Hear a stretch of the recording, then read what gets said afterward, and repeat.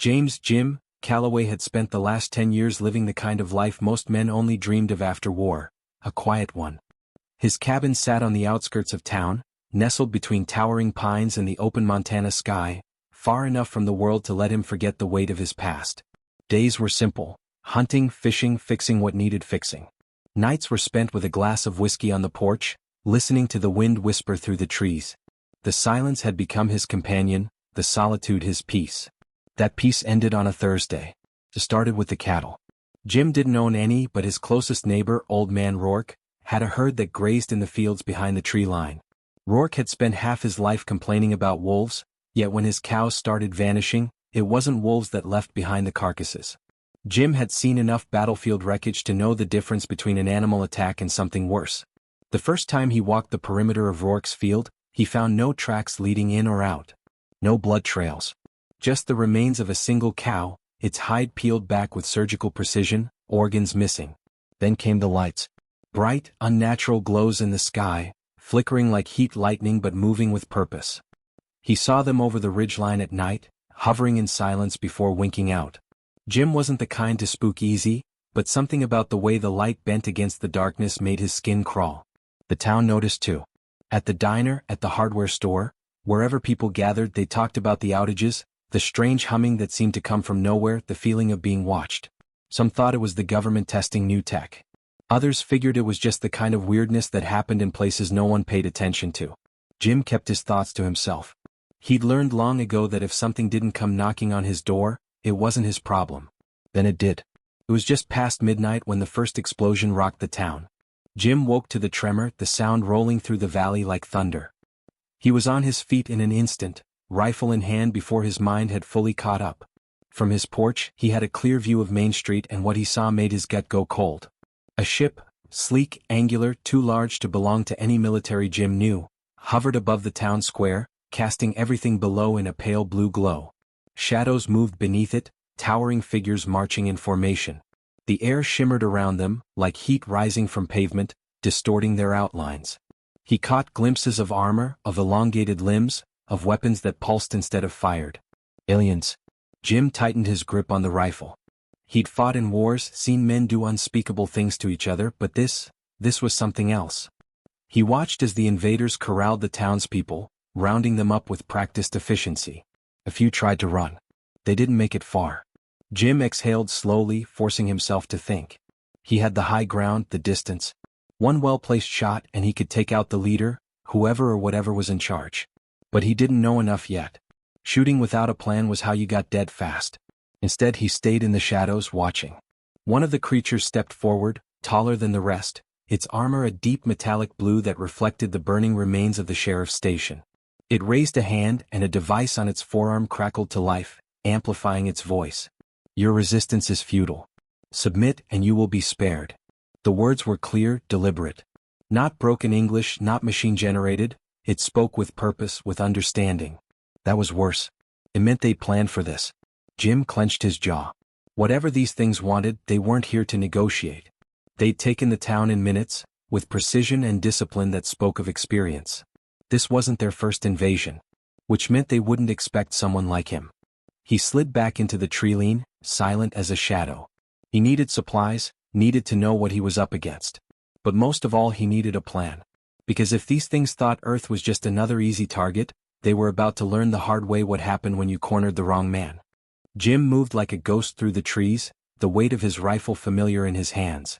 Down in the town, the invaders moved with a precision that told him they'd done this before. Their patrols followed a strict pattern, their formations tight, their movements seamless. Soldiers. That meant discipline, training, and worst of all, experience. But Jim had plenty of that himself. From his position on the ridge, he could see the town center had been turned into a holding zone. Dozens of people huddled together, hands bound behind their backs, faces pale with fear. The blue-armored leader stood at the front, scanning the crowd like a farmer inspecting livestock. A few of the other aliens carried strange, wrist-mounted devices that sent ripples through the air when activated. Some kind of scanning tech, maybe? Looking for something specific. Jim clenched his jaw. If they were sorting, that meant not everyone was meant to survive. He moved quickly, keeping low as he circled toward the back of town. The streets were eerily empty, save for the occasional patrol. He spotted a few bodies, townsfolk who tried to fight or run, their forms crumpled like discarded rags. He didn't let himself linger. There was nothing he could do for them now. His first stop was the sheriff's station, or what was left of it. The front wall had been blasted open, papers and shattered glass littering the ground. Inside, the air was thick with smoke and the coppery tang of blood. A noise. Jim froze, shifting his rifle toward the sound. A woman crouched behind an overturned desk, her dark hair matted with dust and blood. A familiar face, Sheriff Sarah Miller. Tough, level-headed, and far too young to have a town's survival on her shoulders. She had a shotgun in her lap, one shell loaded, the rest of the box spilled beside her. When she saw Jim, her shoulders sagged with relief. "Jesus, Calloway," she whispered. "You scared the hell out of me." "Yeah, well, hell's here already," he muttered. She wiped at her forehead, smearing dirt across her skin. "They hit us fast. Took out our comms, disabled every vehicle that wasn't a damn bicycle. They knew what they were doing." Jim nodded. "How many survivors?" Sarah exhaled slowly. "Most of the town's in the square. A few scattered. I saw Tommy Briggs, mechanic, duck into the hardware store before they got him. Tommy. Good man. Knew his way around engines and explosives. Useful." Jim glanced around. "Weapons." Sarah kicked over a duffel bag. Inside he found 2 service pistols, spare mags and a box of buckshot. Not much, but better than nothing. He took one of the pistols, checked the slide and handed it to her. "You ready for this?" he asked. She took the gun without hesitation. "Not much choice, is there?" They moved quickly, sticking to the alleys. The hardware store was intact, its windows dark. Jim signaled for Sarah to stay put while he slipped inside. The place smelled of oil and sawdust, familiar and grounding. He found Tommy crouched behind a shelf, clutching a wrench like it was a lifeline. "About damn time," Tommy hissed, lowering his makeshift weapon. "You got a plan, or we just winging it?" Jim looked between them. "We're outgunned, outnumbered and cut off. But these bastards are methodical. They're working in patterns, which means they can be disrupted." Tommy grinned. "Sounds like my kind of party." Sarah frowned. "And what, exactly, are we disrupting?" Jim glanced toward the square. "We take out a patrol, get our hands on one of their weapons and figure out how to use it." Tommy whistled low. "That's a hell of a risk. Only if we screw it up." They waited until the next patrol passed, a trio of aliens moving with precise, synchronized steps. Jim and Sarah moved first, staying low as they flanked them. Tommy stayed back, ready with a crowbar in case things got messy. Jim fired first, the silenced crack of his rifle cutting through the night. The first alien dropped before it even registered the shot. Sarah took out the second with a well-placed slug from her shotgun, the force sending it sprawling. The third barely had time to react before Jim put a round through its throat. For a moment all was still. Then Tommy let out a breath. Well, that went better than expected. Jim knelt beside the bodies, prying one of the alien weapons from its owner's grip. Up close, the thing was sleek, pulsing with an eerie blue light. He turned it over, noting the lack of a trigger. Instead, there were pressure points along the grip, likely designed for hands that weren't human. "Think you can figure this out?" he asked Tommy. Tommy took the weapon, turning it over with a mechanic's practiced eye. "Give me time." Jim stood, scanning the streets. The patrols would notice the missing men soon. They had to move. Sarah adjusted her grip on the shotgun. "What's next?" Jim glanced at the glowing ship hovering above the square. "We take back our town." The first sign that the aliens had noticed their missing patrol came just before dawn. A low, resonant hum filled the air, pulsing through the streets like sonar. Jim crouched behind the remains of a truck, scanning the town square through his rifle scope. The invaders were shifting tactics. More patrols, tighter formations. They weren't searching, they were hunting. Sarah knelt beside him, her grip tight on the shotgun. "They know we hit them." "Figured they would." Jim adjusted the scope. "But they don't know how many of us there are. That's our advantage." From the hardware store, Tommy waved them over. Jim signaled for Sarah to move first, covering her as she slipped through the alley. He followed, keeping low. Inside, Tommy had the stolen alien weapon cracked open on a workbench, wires and circuits exposed. His fingers were black with soot, his expression tense. "Got good news and bad news," Tommy said without looking up. Jim shut the door behind them. "Start with the good. I think I figured out how this thing works." He tapped a crystal-like component inside the weapon's casing. "This ain't bullets and gunpowder. It's energy like a capacitor that recharges itself. The more force you apply to the grip, the stronger the shot." Sarah frowned. And the bat? Tommy exhaled. It's got a biometric lock. Only their kind can fire it. Jim wasn't surprised. Professional soldiers didn't carry weapons their enemies could turn against them. He stared at the alien rifle, then at the lifeless, scaled hand of the nearest corpse. Without a word, he took out his knife and severed the creature's hand at the wrist. Tommy recoiled. Jesus. Jim held up the hand. If we can't use it, we make it think we can. Tommy hesitated, then grabbed the severed limb with a grimace and pressed it against the rifle's grip. A faint hum filled the air as the weapon powered up, glowing a deep, vibrant blue. Well, I'll be damned, Tommy muttered. Sarah checked the window. We don't have time to admire your handiwork. They're locking the town down. Jim moved to her side, watching as the aliens raised shimmering barriers at the town's exits. They were sealing them in. A full-scale slaughter was coming. We hit them now, Jim said. Before they tighten their grip. Sarah's jaw tightened. We need numbers. Jim thought for a moment, then nodded. Then we get some. They moved fast, slipping between abandoned buildings, avoiding patrols. The medical clinic was a wreck, its glass doors shattered, shelves overturned. A few survivors huddled inside, Dr. Patel among them. She pressed a bloodied rag against a wounded man's side, her sharp eyes narrowing when she saw them. You're alive, she said flatly. For now, Jim said. Sarah knelt beside the injured man. How bad? Dr. Patel sighed. He'll live, but he's not fighting. Jim scanned the room. A few able-bodied men and women, fear etched into their faces. Civilians. But so was everyone, until they weren't. We need fighters, he said. Or this town is lost. One of the men, a wiry guy in his 30s, swallowed hard. They have weapons. What do we have? Jim raised the alien rifle. We have this. The room went silent. Then Tommy held up another. And this one. Jim let them process. He'd seen this moment before in war zones far from home. The split second where fear either swallowed people whole or hardened into something useful. Dr. Patel stood first. Tell me where you need me. One by one the others followed. Within an hour they had a plan. They split into groups, Jim leading an assault on the alien command post, Sarah and Tommy planting makeshift explosives near the barriers. The goal wasn't just to fight. It was to break their control, throw them into chaos. As they moved into position, Jim looked toward the hovering alien ship. He knew this wasn't the end. It was the beginning. And he'd see it through. The air smelled of smoke and ozone, the metallic tang of burning alien tech mixing with the bitter scent of gunpowder. Jim crouched in the shadows of a half-destroyed storefront, his rifle steady against his shoulder, his pulse a slow, measured drumbeat. Across the street, a patrol of 3 aliens moved in perfect formation, their luminous eyes scanning the darkness. They knew something was coming. They just didn't know when.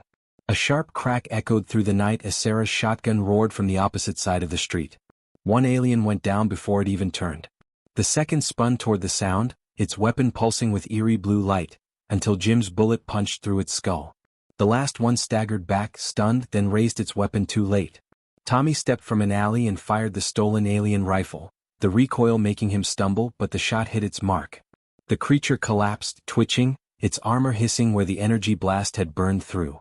Jim moved first, sweeping the street with quick, practiced glances. No alarms yet. The fight had lasted seconds, precise and brutal. That was the difference between soldiers and occupiers. The aliens were strong, fast, and smart, but they weren't used to losing. Sarah reloaded, her hands steady despite the sweat slicking her skin. That's 3 more down. What's our count? Not enough, Jim muttered. They still hold the square and their leader's still breathing. Tommy wiped a sleeve across his face. Then let's fix that. They moved quickly, sticking to the alleys and ruined buildings, the others following in smaller groups. Jim's mind worked through contingencies, backup plans, alternate exits. Every mission could go sideways and this was no exception. They were outnumbered, outgunned, and running out of time. The only reason they weren't already dead was because they kept moving faster than the enemy could react. At the heart of the town, the alien command post loomed, a massive structure pulsing with an unnatural glow, its walls shifting like liquid metal. Around it, force fields shimmered, barricading the hostages within. The warlord, the one in deep blue armor, stood at the center, watching everything with an unnerving stillness. Jim focused his scope on the leader's helmet. One shot. That's all it would take. Then something shifted. The warlord turned, its gaze locking onto him as if it sensed the threat. It raised one clawed hand. The air vibrated, a low-frequency hum shaking the ground beneath Jim's feet. Then the sky erupted.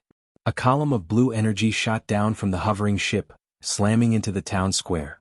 The force sent Jim tumbling backward, his ears ringing.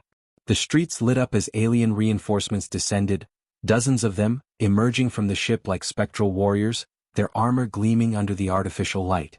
The warlord hadn't just sensed them. It had been waiting. Jim staggered up, gritting his teeth as Sarah pulled him into cover. "They knew we'd come," she said, her voice tight with frustration. "Doesn't change anything." Jim chambered another round. "We still take the shot." The battlefield shifted. The aliens advanced in formation, sweeping through the streets, their weapons cutting through the night in streaks of searing energy. The town's defenders fired back, but it was a brutal exchange. Some of the makeshift fighters were cut down where they stood. Explosions rocked the barricades where Tommy had planted charges, shattering the force fields and sending alien soldiers sprawling. The warlord barely reacted. It strode forward, its heavy boots cracking pavement, its weapons still holstered. Jim had seen that kind of confidence before. It was the kind that came from knowing you were the strongest thing in the fight. He intended to change that. Slipping from cover, he adjusted his aim, exhaled, and pulled the trigger. The bullet never landed.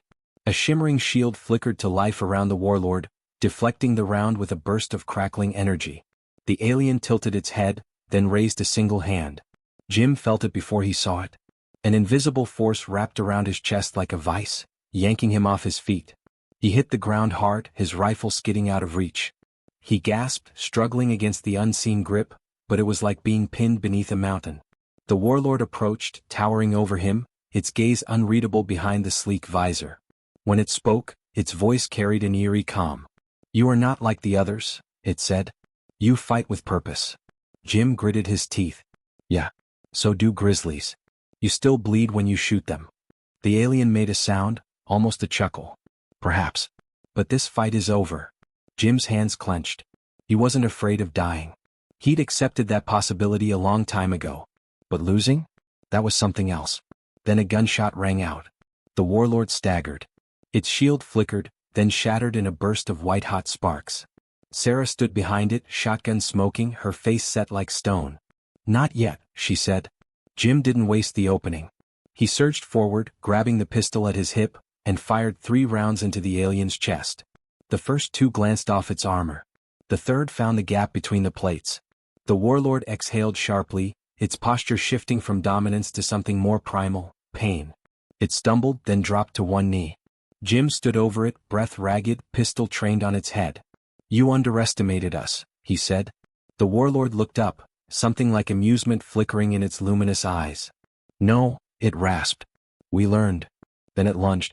Jim barely had time to react before the alien's hand wrapped around his throat. Strength surged through its grip, lifting him off the ground. But it was wounded now, weaker. Jim drove his knee into its damaged armor, making it falter. Sarah fired again, the blast ripping through its side.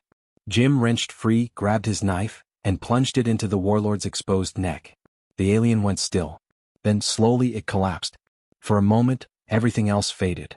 The gunfire, the screams, the chaos. It all blurred into the background as Jim stood over the body. The leader was dead. And just like that, the battle turned. The alien forces hesitated, their movements faltering as the chain of command crumbled. Tommy's explosives tore through their remaining barriers and the townspeople, emboldened, surged forward, driving the invaders back. Jim watched as the remaining aliens retreated, some scrambling toward their ship, others falling where they stood. Within minutes, the battlefield was theirs. The sky above remained ominously silent. The ship, though still hovering, did not fire. Jim knew why. They hadn't expected this. A single town, a handful of humans, had fought back harder than any resistance they had planned for. Sarah stepped beside him, wiping blood from her face. "We won." Jim watched the alien ship begin to ascend, disappearing into the night sky. "No," he said quietly. "We survived." She followed his gaze. "You think they'll be back?" Jim holstered his pistol. "I think we just told the universe we're not an easy target." The fire still burned. The dead still lay where they fell. But the town was theirs again. And Jim knew one thing for certain. This war wasn't over. It was just getting started. The night was supposed to be over. The warlord was dead, the alien forces retreating, and the town still standing, But Jim Calloway had been in too many fights to believe in clean endings. Victory didn't come with a neat bow. It came with loose ends, unanswered questions, and the unsettling knowledge that something worse might be waiting just over the horizon. As the fires in town smoldered, Jim stood on the roof of a ruined gas station, his sniper rifle slung over his back. The alien ship had vanished into the clouds, a black silhouette swallowed by the night, but he knew it hadn't left the planet. Not yet. They weren't the type to cut their losses and run. They were regrouping, watching, deciding whether or not this little backwater town was worth the trouble. Sarah climbed up behind him, her face streaked with ash and sweat. "You're not celebrating." Jim exhaled through his nose. "Not much to celebrate." She folded her arms, glancing at the broken streets below. The townspeople were moving among the wreckage, tending to the wounded, checking on the dead. A few of them had alien weapons slung over their shoulders, their faces hard with the knowledge that they weren't just civilians anymore. Sarah followed his gaze. "We sent them running? For now." Jim's jaw tightened. "They'll be back." She didn't argue. She knew he was right. A voice crackled over the stolen alien communicator strapped to his belt. "Tommy. Jim, you need to see this." Jim took one last look at the dark sky, then climbed down. Inside what was left of the town hall, Tommy had turned the main office into a makeshift command center. The alien warlord's armor lay stripped across a desk, its metallic plates bent and bloodied. Nearby, Dr. Patel examined one of the alien weapons, taking notes like a scientist studying a newly discovered species. Tommy was hunched over a glowing console, the same one they had ripped from the warlord's arm before the body had even gone cold. Its symbols pulsed in an eerie rhythm, a language not meant for human eyes. "What am I looking at?" Jim asked. Tommy ran a hand through his dirty hair. "It's a transmission. A live one." Jim's stomach turned. "From where?" Tommy hesitated. "Not from their ship." He tapped the screen. "This came from orbit." A cold weight settled in Jim's chest. He had suspected there were more of them, but this confirmed it. The force they had fought wasn't an isolated scouting party. It was part of something larger. Sarah leaned over the console. "Can you tell what it says?" "Some of it." Tommy tapped a few keys. The device emitted a garbled string of sounds, then, suddenly, words. Asterisk, primary detachment compromised, human resistance underestimated, awaiting command, asterisk. Jim exchanged a look with Sarah. "They're reporting back." Tommy nodded grimly. "Which means someone up there is listening." Jim's grip tightened on his rifle. He had been right. This wasn't over. Dr. Patel looked up from the alien weapon she had been studying. "They aren't just stronger than us. They're smarter. This warlord wasn't just here to conquer. It was studying us." Jim frowned. "Studying what?" Patel gestured to the disassembled rifle in front of her. "Every piece of their technology is built for adaptability. It learns from what it encounters. Even their weapons adjust to different environments, different threats." She looked at them seriously. "They came here to test us. To see what we could do." Sarah exhaled sharply. "And now they know." Jim set his hands on the table, leaning in. "We need to turn this against them. If they're watching us, we need to make sure they think Earth isn't worth the fight." Tommy scratched his chin. "How do we do that?" "Because from where I'm sitting, we barely survived round one." Jim's mind worked through the possibilities. They had taken out a warlord. They had hijacked their tech. They had driven them back. That wasn't nothing. "We send our own message," he said. Sarah arched a brow. "You think they'll listen?" Jim glanced at the warlord's broken armor. "They listen when he spoke. We make sure they hear us now." It was a long shot, but long shots were what Jim did best.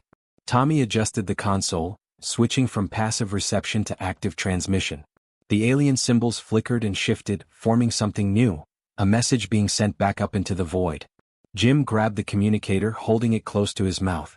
"You came to the wrong planet." Pause. Then the device crackled and something on the other end responded. A voice. Unfamiliar. Asterisk human, asterisk. The word carried weight. Recognition. Interest. Jim tightened his grip. "You heard me." A moment of silence. Then. Asterisk we are coming, asterisk. The transmission cut out. The console dimmed. The room was left in an unnatural stillness. Sarah looked at him. "What did we just do?" Jim holstered his rifle. "We just made this personal." Dr. Patel exhaled. "What now?" Jim stared at the dead warlord, then out the window at the broken town. He could already feel the weight of what was coming. Now they prepared. Now they made damn sure they were ready.